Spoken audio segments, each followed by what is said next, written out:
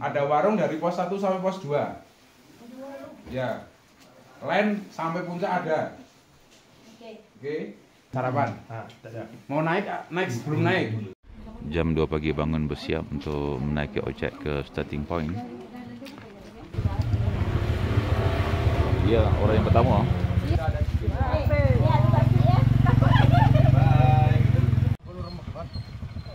Remek. Jam 3.17 pagi mula bergerak daripada pos 1. Jam 3.37 pagi sampai ke pos 2. Okey, baik padu. So kita orang regroup di sini untuk menunggu yang lain-lain akan sampai sikit lagi insya-Allah. Mengumumkan ketibaan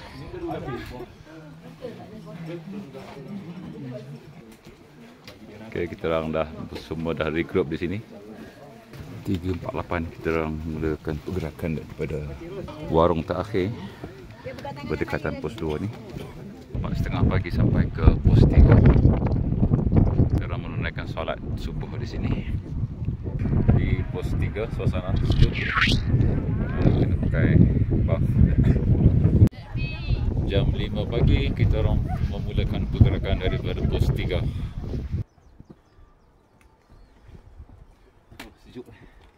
Sejuk dan cantik pemandangannya. 5.40 kita orang sampai ke pos berapa tak pasti ni.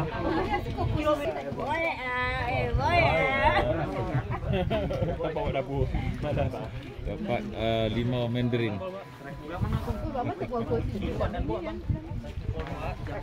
Bismillah.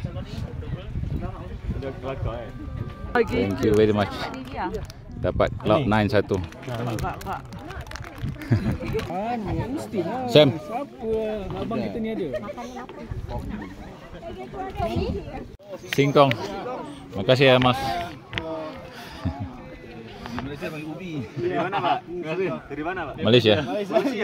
Malaysia panggil ubi kayu ini. Oh, sedapnya singkong goreng. Ni grup Sam Adventure. Sejuk dan hari ini nampaknya tak ada rezeki pemandangan sebab seperti kabus yang tebal.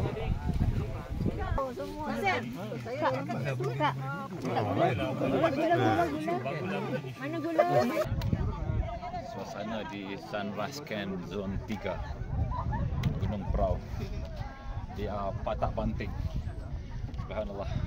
Tapi hari ini tak ada rezeki pemandangan yang luas di sekitar kerana berkabus ya.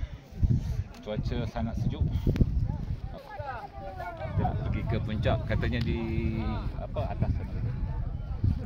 On the way pergi ke arah Banting. Berkasam terus 1 dah sampai juga ke Gunung Prau.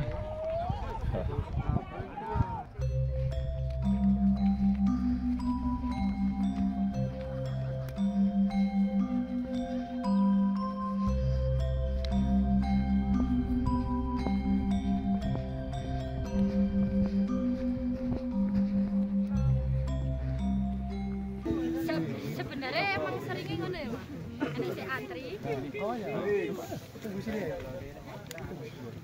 Alhamdulillah. 8.36 pagi sampai ke puncak. Orang belakang kan? Gunung Prau. Ketinggian 2590 meter dari arus laut.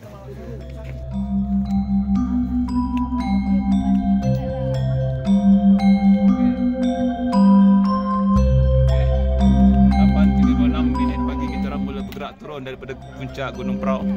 Alhamdulillah, pemandangan yang sangat cantik.